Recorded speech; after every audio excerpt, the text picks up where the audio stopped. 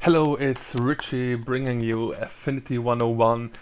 As you might can see here, this is not a deck check. This video is targeted towards audience who have little to no experience playing the Affinity deck or just don't know what it is and one might want to get into this deck. Players who have some experience in modern or advanced Magic players might get bored to death, so for you guys you might want to check out the Affinity deck check where I will discuss my personal Affinity build which I run in the major tournaments.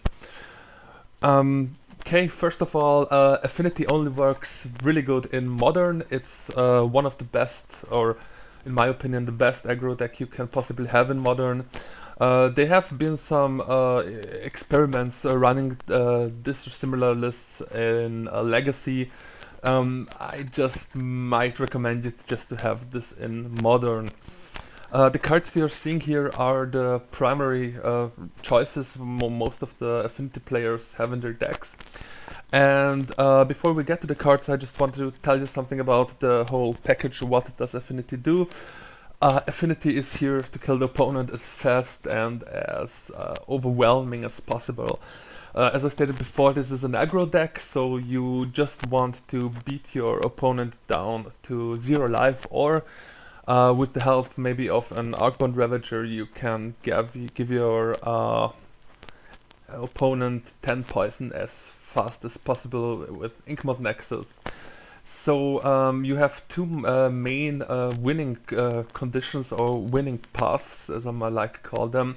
One is swarming. This includes having a lot of early 0 and 1 drops with great artifact synergy.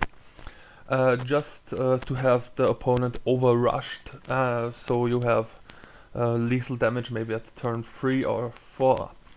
The second win path you have here is something called Pierce. With Pierce, it's meant that you have one creature with evasion, maybe a flying one or an edge champion who has protection from all colors. Make him big with Arcbound Ravager or with a cranial plating, and just run away with the game. And that phrase, running away with the game, that's what you get when you have to play Affinity.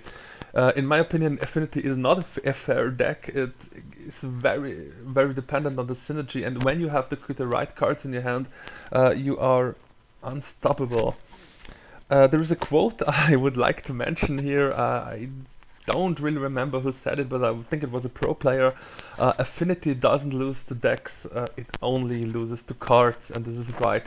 Affinity is a very strong game 1 deck, so the opponent really has to have a ton of removal, especially dedicated to creature removal, to have to be able to handle this deck. The problem here, or the thing the most players will encounter, is after sideboarding the post-board states where the opponent has a ton of artifact hate spells. I will most likely make a video also on the most popular artifact hate spells and how to play around them. The good thing on this deck is you have to win game 1, which is quite easy with this deck, and then you have like 2 shots to make 1 hit to get where you want. Affinity is really creature based, so keep in mind that your creatures are really the only really source of your damage. You also have Galvanic Blast in most of the decks, but it's not here to burn your opponent down. So now we're going to look at the mana base. I have here 8 different cards, which some of which are lands and 2 artifacts. Let's start with the most obvious choice. This is Darksteel Citadel. It is the remaining artifact land which has not been banned by Wizards. It taps for a colorless mana, which is very fine, since we also only have most of the creatures we have are only need only colorless mana. And the cool thing is it's indestructible, so Shatterstorm, go away. This card has gained a little bit of value since the release of M15 with Ensoul Artifact. We're going to discuss this card a little bit later. It is an auto-include in every deck. You play 4 of these lands. They are artifact, the counters an artifact, they're indestructible, they give you 1 mana. What more do you want from a Affinity land? The next one is one of the 2 possible manlands you're playing. Most of the lists play a playset of both of them. Sorry, the first one is Blinkmod Nexus. Blinkmod Nexus adds 1 colorless to your mana pool. As I said, it's not a big problem to have colorless mana. For 1 colorless, it becomes a 1/1 flying artifact creature. It's basically has everything you need in this deck. It's a creature, it has evasion in the form of flying, and it's also an artifact. Funny fact, it's still a land, so no abrupt decay for you guys. The second ability is something very little people know function with the other Nexus. Target Blinkmoth gets +1/+1 until end of turn. With this card it can mean another Blinkmoth Nexus Blinkmoth or another Inkmoth Nexus Blinkmoth, since the creature spawned by the next card, which I'm going to show you, is also a Blinkmoth. So, and here we have it. This is Inkmoth Nexus. It is basically the same as the Blinkmoth Nexus. It is its new Phyrexian counterpart. Also taps for 1 colorless mana. And the funny thing here is it can also become a 1/1 flying Blinkmoth artifact creature, but with Infect. And as most of you know, Infect damage gives the opponent 1 poison counter per damage. And when the opponent reaches 10 poison counters, he automatically loses the game. So the main reason it's here is it's great synergies with Arcbound Ravager and the Cranial Plating, where you are able to deal 10 poison damage really fast. Both manlands are absolutely 4-off auto-inclusion in every good Affinity deck. The next one is called Glimmervoid. Glimmervoid is a very good land in this deck. It says at the beginning and the end step, if you control no artifacts, you have to sacrifice it. So it's a very bad first turn play, since when you play Glimmervoid and let's say a 1-drop creature and the opponent lightning bolts the way, the Glimmervoid is also going to the graveyard at the end of turn. Please note that it says of the end step, which can also mean the end step of the opponent. So if he let's say plays Anger of the Gods maybe, then it can also go to the graveyard. The good thing about this is the mana ability, because it taps for 1 mana of any mana, and this is very good. You can use this to cast your red Galvanic Blasts, your blue Master of Ethereums, and use the instant equip ability for black mana on the Cranial Plating. Glimmervoid is included like 3 or 4 times. It really depends on your taste and how much you're afraid to do good mulligans. Some players say you have to play 4, so you go to a total of 17 lands with the 1 basic I'm going to show you. And other players say it's enough to run 3 of them with just 16 lands. The next 2 lands I'm going to show you is a mountain and an island. You don't play both in them. It's just meant to be a basic land slot. It really depends on your build which basic land you want to prefer. Play a mountain if you have a ton of Galvanic Blasts, if you have a very red sideboard, if you don't play Thoughtcast and Soul Artifact, then maybe red is the way to go in the form of mountain. If you have formal mentioned cards with the Soul Artifact, Master, Thoughtcast, you want to have an island. I can tell you safely that 90% of Affinity decks run an island. because it's just simply better. In most cases, you need Galvanic Blast in a state of the game where you can access red color mana from either Glimmer Void or one of your mana producing artifacts. So in this case, it's when you don't know what to run, count your colored cards. If you still don't know, go with the island. You might ask, why should I play a basic land when I have a free Glimmer Void slot? Well, that's easy. There is a little card known as Path to Exile in this modern format, which pretty much exiles your creature, and you have the opportunity uh, to search your library for a basic land card, and for this it's in it. So one Path to Exile, you can always get another, your one mountain or your one island, so you're safe there. As I said before, it's a little bit controversial if you want to play 17 or 16 lands. I personally played both versions for a pretty long time. I somehow like to stick with 16 lands. It just feels better. It makes the deck not mulligan worse, like if you have 17 lands. We are now going to take a look at the two mana producing artifacts we have in the deck. The first is the big money card. It's called Mox Opal, and it's a 4-off auto include in this deck. To activate it, you have to have Metalcraft.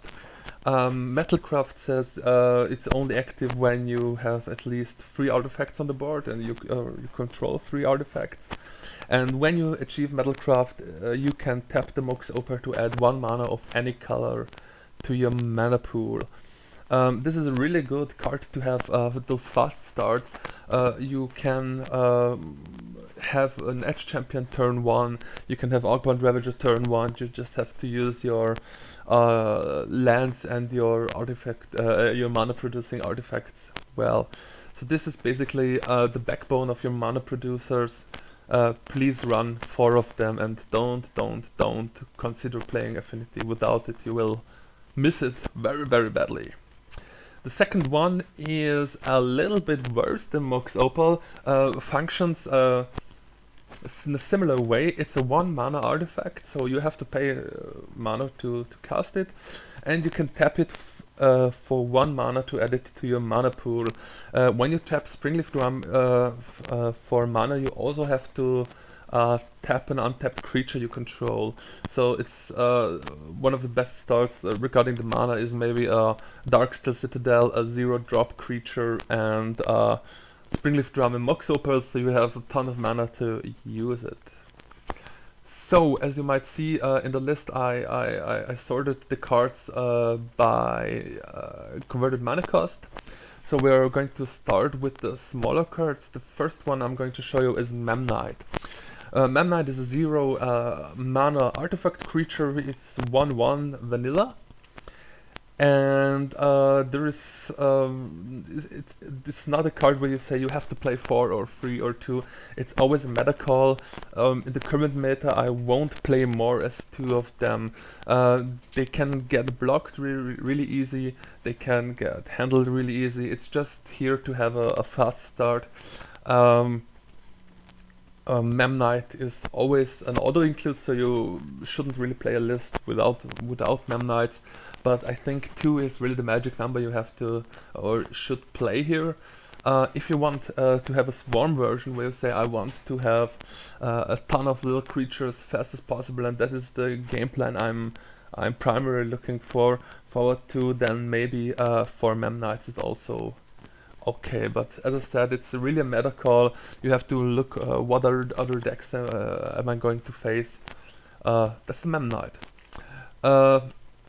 Funny thing, the other card, the other 0 mana creature card, Ornithopter, is an absolute 4-off in every Affinity deck, and it's because of the little fact that it has flying. It's true that it has no power, it's a 0/2 creature, but it can fly, and in combination with the other cards in this deck, it can get really out of hand really fast. Every deck has this is an absolute core card. Ornithopter also really cheap to acquire, so get 4 of them. The next card I included just to have you guys take a look at it. It's by far not a staple Affinity card. They aren't very much very many decks to have this card featured in the main deck.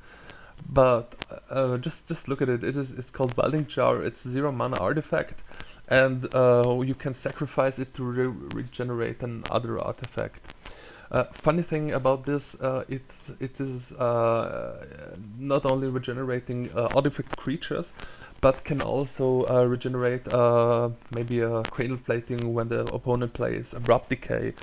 This happened once to me at a GP, and I was really happy to have Welding Jar in my 75. Usually you play this main deck. I haven't seen any lists who run this in the sideboard. Maybe you want to include 1 or 2. It's competing in the slot with Mem Knight for sure, so if you want to have 4 Mem Knights and think maybe it's too much, you may split it with the Welding Jar. Welding Jar, in my opinion, a really good card. And it looks like pasta, yeah, you have to notice this too, and pasta is cool.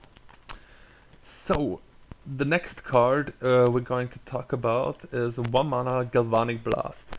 As you notice, it is a colored card. It costs 1 red mana as an instant, and by itself it deals 2 damage to target creature or player. If you have Metalcraft, that's when you have 3 or more artifacts in play, it deals 4 damage to target creature or player. So you can say that in this deck it is very often a better lightning bolt.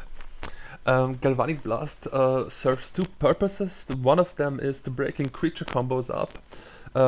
Best example might be Splinter Twin. If your opponent plays Splinter Twin on his Deceiver Exarch, you can in response play Galvanic Blast on it and shoot him. And the other possibility where you can use this card is just to finish your opponent off. So he might block with the False Way, and maybe he leaves himself at 4 life and an otherwise lethal attack. Then you can blast his face with this beauty. The inclusions of this card, I saw everything between 2 and 4. I am currently running 3. I think you should not only see the possibility of breaking up creature combos with this, you have also look at this card as a finisher. So I think something between 2 and 4 might be very good in this deck. The next creature is Signal Pest. This is also an absolute Affinity stable.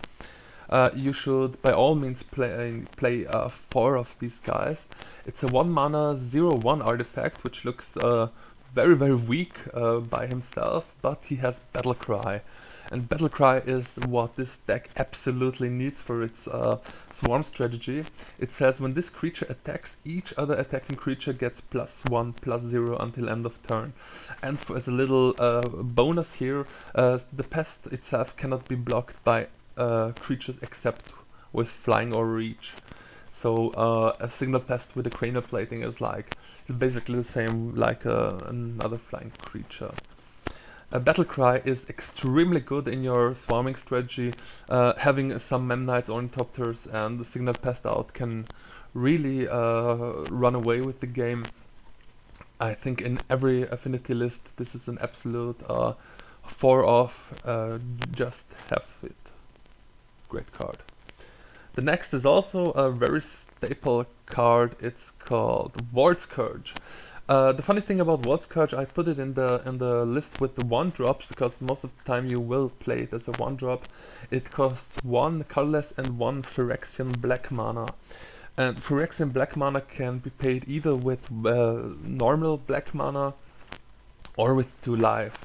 It is a 1/1 flying creature, which is good because your evasion plan and your evasion creatures are very worth, have very much worth in this deck, and also has lifelink, and this is where it gets really funny against other aggro decks. A Vault Scourge with a cranial plating can give you 6, 7, 8 points of life each turn.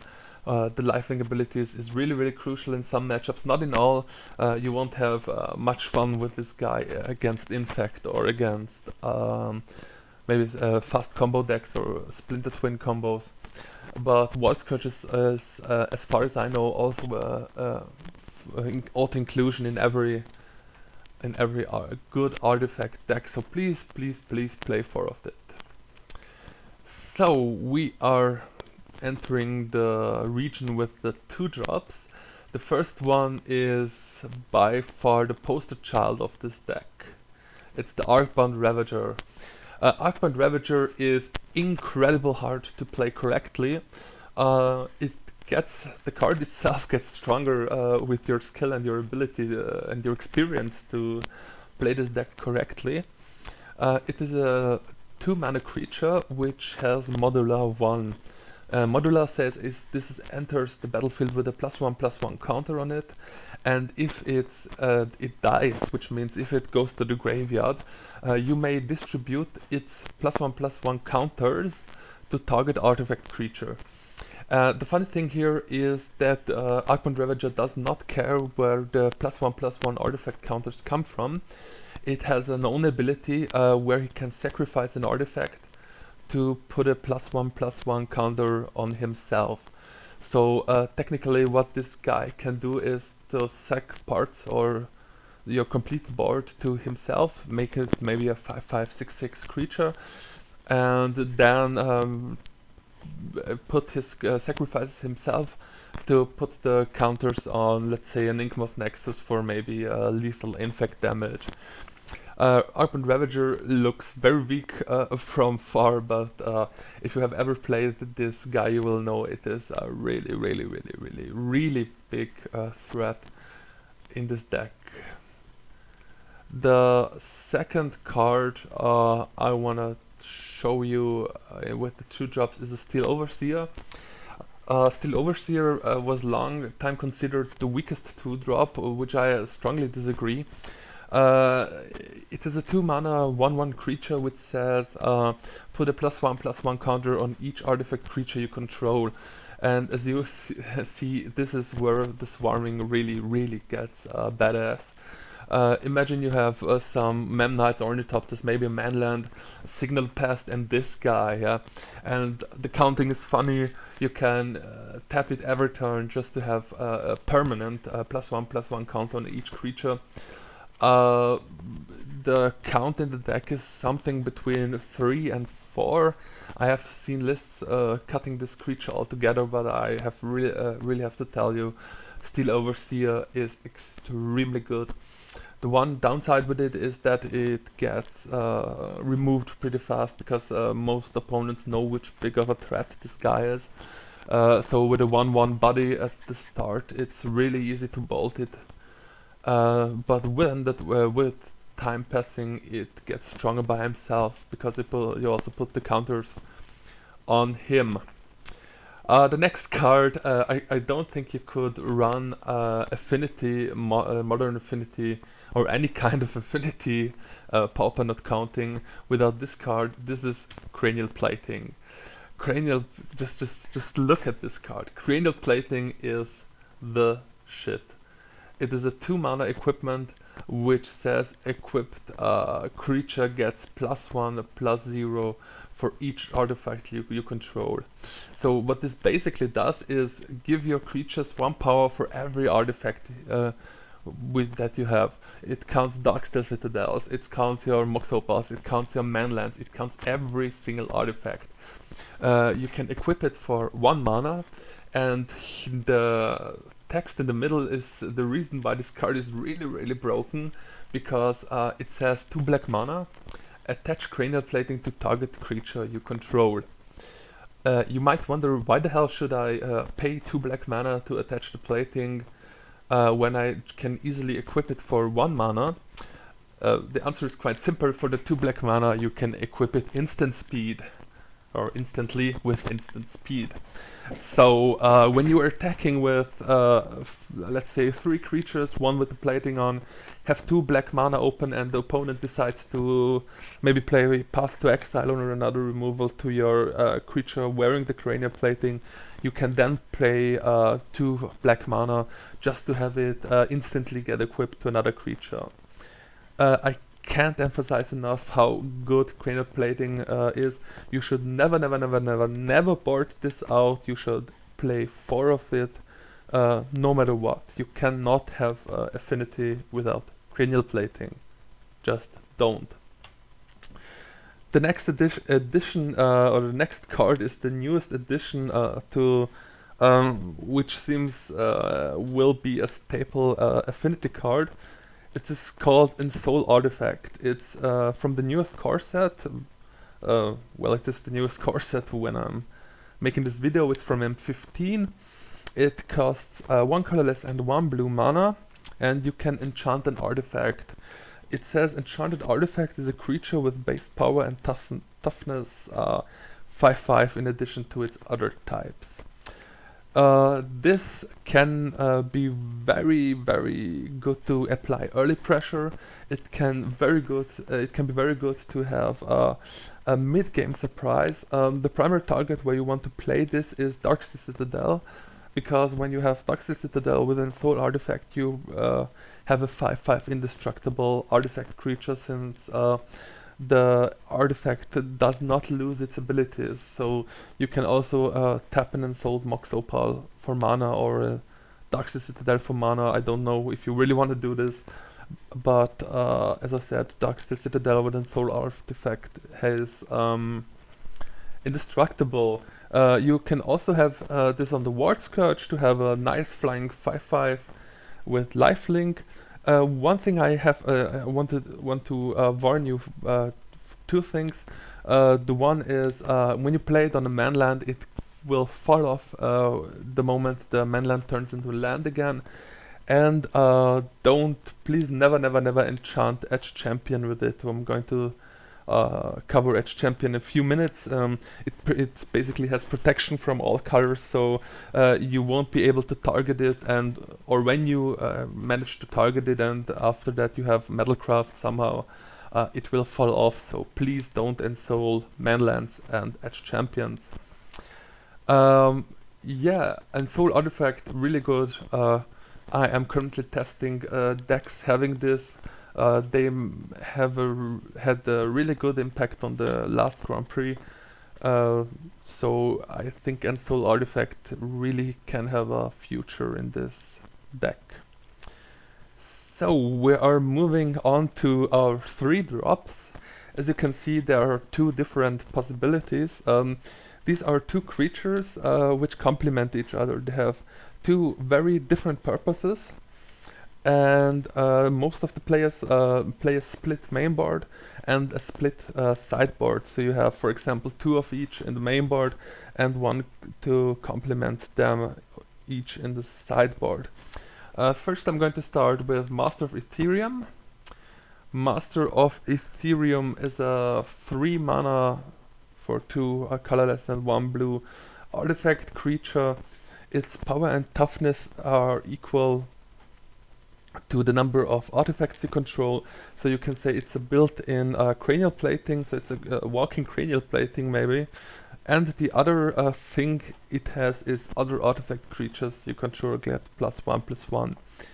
The reason why this is such a good or a great card is that it serves both of your winning paths. So you have the +1/+1 for each artifact creature for your swarming, so it's like an instant Steel Overseer, and you have the Pierce mode where you have just 1 big creature. Downside is it can get easily Path to Exiled, which is the same with Ensoul Artifact creatures, and it can get jump blocked, so maybe against a Merfolk matchup or a matchup where you have lots of small creatures who can block maybe a 9/9 or 10/10 Master of Ethereum. this guy doesn't shine as much as he should. On the other side, if you're playing against fast combo decks, which have basically no creatures at the early game or in the mid game, Master of Ethereum can really crash through and destroy the opponent very fast. The other 3-drop is Etched Champion.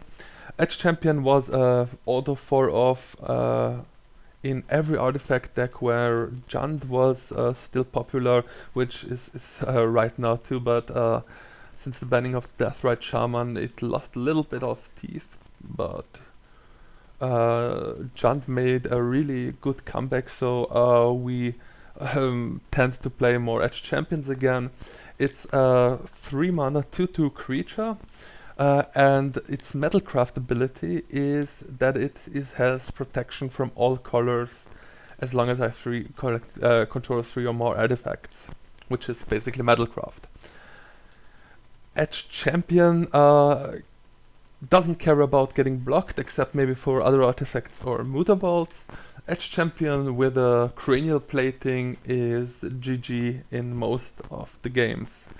I love him very, very much. The only thing you really have to take care about is to keep the Metalcraft on, so the opponent doesn't have a small time window to maybe play a Lightning Bolt, and you should also take the precautions to have him get a little bit stronger, since you basically need 10 rounds to be lethal with him. So good combinations are with Arcbound Ravager and Cranial Plating.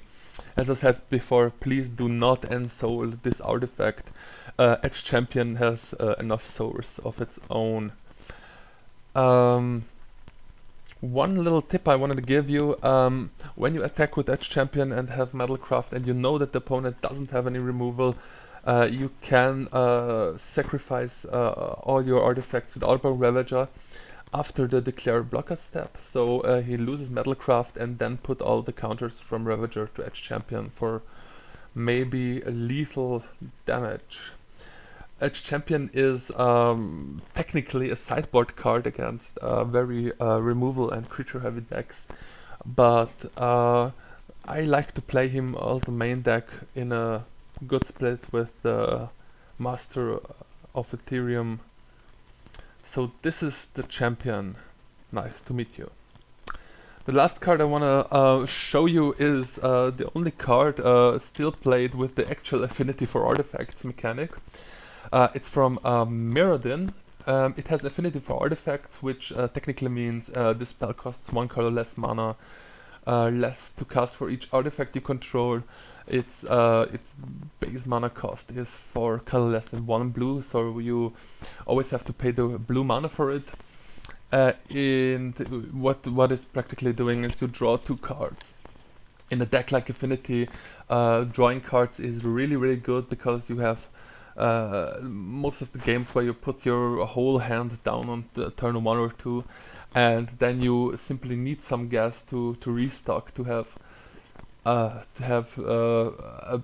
better card, to get better cards in your hand. Also very great in the mirror match.